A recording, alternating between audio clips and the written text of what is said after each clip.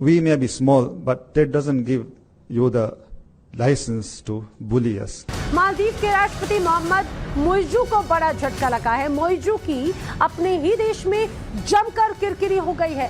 राजधानी माले में जो मेयर का चुनाव हुआ उसमें मोइजू की पार्टी पीपल्स नेशनल कांग्रेस को करारी हार का सामना करना पड़ा है। आपके नेबरहुड में इंडिया बैठा हुआ है, आप इंडिया से सीख लें, बिल्कुल कट कॉपी पेस्ट कर लें उनका जो पैटर्न है कि डेमोक्रेसी उन्होंने इतने अरसे में कैसे चलाई है। लेकिन मालदीव्स के लिए मुश्किलात पैदा हो जाएंगी। मालदीव्स इतना छोटा मुल्क है, इंडिया उसको पनिश कर सकता है इन सो मेनी वेज कि शायद मालदीव समझ भी न सके कि उनके साथ हो क्या रहा है और वो उसका तरीका क्या है। डेमोक्रेसी का एक सिविल गवर्नमेंट की सुप्रीमेसी कैसे होनी चाहिए, अदालतों को कैसे काम करना चाहिए, मिलिट्री का क्या रोल है, मीडिया का क्या रोल है, उसके ऊपर सब आप बिल्कुल उनको फॉलो करके आप कर सकते। वो एक तरफ उन्होंने नरेंद्र मोदी की रिस्पेक्ट करते हुए या डरते हुए या वो जो एक भारत की तरफ से एक डिप्लोमेसी दिखाई गई जिसे हम कोर्स ऑफ डिप्लोमेसी भी कह सकते हैं, वो पीछे हटे। तो जो है अब ये कैसे हुआ है, क्या हुआ है? Democratic Party candidate Adam Azim has won the mayoral elections in Mali, and election results are being seen as a major setback for the Maldivian president. मैं समझता हूँ कि ये मालदीव्स की गवर्नमेंट बहुत बड़ी गलती करेगी। एक बैलेंस्ड रिलेशनशिप जो होता है वही इंपॉर्टेंट होता है। अच्छा, बिगनिंग में तो हमें लगा कि शायद जी जिन्ना साहब ने पाकिस्तान बनाया और बिल्कुल अच्छा किया, और अभी जो हालात भी हैं हम हिंदुस्तान में खास तौर पे देखते हैं, हम कहते हैं अल्लाह का शुक्र है चलो we have our own country, but there is a way to run the country, right. हर किसी को अपने इंस्टीट्यूशन को अपनी जगह पे रहना पड़ेगा, बच्चों को स्कूलों कॉलेजों में रहना पड़ेगा, ब्यूरोक्रेसी को अपने ऑफिसेज में रह के पॉलिसीज बनाने पड़ेंगे, पॉलिटिशियंस को पार्लियामेंट के अंदर रहना पड़ेगा और मिलिट्री को बैरक्स में रहना पड़ेगा, मुल्ला जो है उसको मस्जिद में रहना पड़ेगा। इस वक्त आपके मुल्क में एक खिचड़ी बनी हुई है। ऊपर से जो आपके कुछ एम्बिशियस या जिसको हम कह सकते हैं ओवर एम्बिशियस जर्नैल जो हैं, वो आपकी इतनी पढ़ी लिखी जो आपकी कौम है उसको हाँकने की कोशिश करते हैं, उसको चलाने की कोशिश करते हैं, तो उसकी वजह से ये सारे प्रॉब्लम्स आते हैं। अच्छा, मतलब आप खुद कह रहे हैं कि खुद नीम अनपढ़ जाहिल टाइप है, पढ़े लिखों को सबक सिखाने के चक्कर में है। बिल्कुल ठीक है जी। अब देखें आप, तो अब इसका आपने पूछा मुझे कि सॉल्यूशन क्या है। इसका सॉल्यूशन सर वो एक बड़ा लतीफा आया था कि किसी ने कहा पाकिस्तान को कि भाई ये तुम कर लो, तो पाकिस्तानियों ने, वो जो रिसर्चर थे, उन्होंने कहा क्यों, ये चाइना ने किया है? नहीं, चाइना ने किया। अमेरिका ने किया है? नहीं। फ्रांस ने किया है? नहीं। उन्होंने कहा जी अगर उन्होंने किया तो हम कैसे करेंगे। अच्छा, आपको मुल्क चलाने के लिए ना ज्यादा तकलीफ करने की जरूरत नहीं है, आपके नेबरहुड में इंडिया बैठा हुआ है, आप इंडिया से सीख लें, बिल्कुल कट कॉपी पेस्ट कर लें उनका जो पैटर्न है कि डेमोक्रेसी उन्होंने इतने अरसे में कैसे चलाई है और वो उसका तरीका क्या है। डेमोक्रेसी का एक सिविल गवर्नमेंट की सुप्रीमेसी कैसे होनी चाहिए, अदालतों को कैसे काम करना चाहिए, मिलिट्री का क्या रोल है, मीडिया का क्या रोल है, उसके ऊपर सब आप बिल्कुल उनको फॉलो करके आप कर सकते।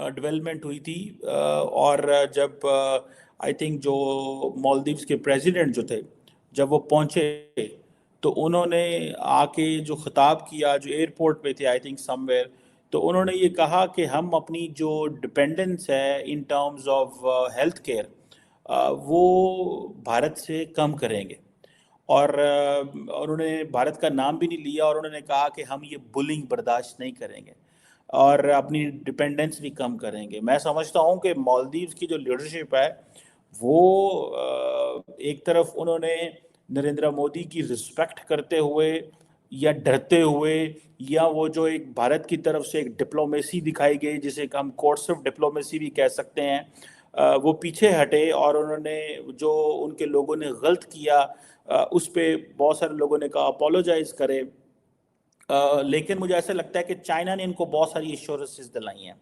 ये बगैर चाइना की एश्योरेंसेस के जो 5 दिन के लिए इन्होंने वो रह के आए हैं वहाँ पे, मैं समझता हूँ कि ये मालदीव्स की गवर्नमेंट बहुत बड़ी गलती करेगी। एक बैलेंस्ड रिलेशनशिप जो होता है वही इंपॉर्टेंट होता है। अगर फॉर एग्जांपल वो कहते हैं कि हम अपनी ड्रग्स इंपोर्ट नहीं करेंगे, ठीक है, दैट्स फाइन, लेकिन अगर वो कम्प्लीटली ये कहते हैं कि जनाब हमें तो परवाह कोई नहीं है और हम जो अपनी मर्जी करेंगे, کریں ضرور اپنی مرضی.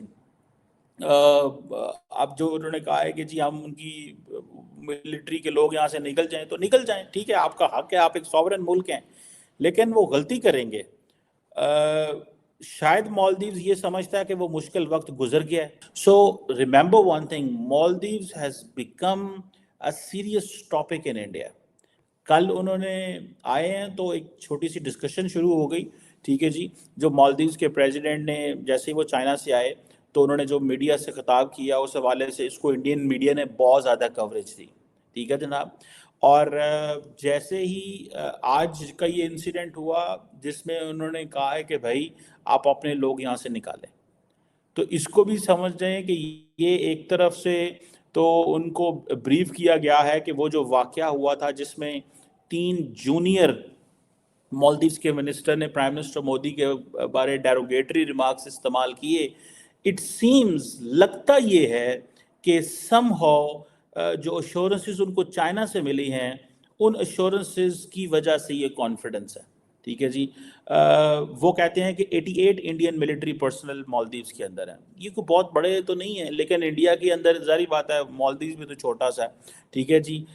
وہ کہتے ہیں جی کہ اور 2 ایک ہیلی کاپٹر تھے. انڈینز کہتے ہیں کہ یہ جو ہیلی کاپٹر تھے یہ بیسیکلی ان کی ہیلپ کے لیے تھے, کیونکہ وہاں پہ لوگوں کو میڈیکل کی اور باقی چیزوں کی ضرورت ہوتی تھی. لیکن مالدیوز کے لیے مشکلات پیدا ہو جائیں گی. مالدیوز اتنا چھوٹا ملک ہے, انڈیا اس کو پنش کر سکتا ہے ان سو مینی ویز کہ شاید مالدیوز سمجھ بھی نہ سکے کہ ان کے ساتھ ہو کیا رہا ہے. سو لگتا یہ ہے کہ اگر جو انڈین سرکار ہے وہ آپ دیکھیں انڈیا کے اندر دن بڑے امپورٹنٹ ہے. 21 کو آئی تھنک 21 کو وہ رام مندر کا افتتاح بھی کرنے جا رہے ہیں.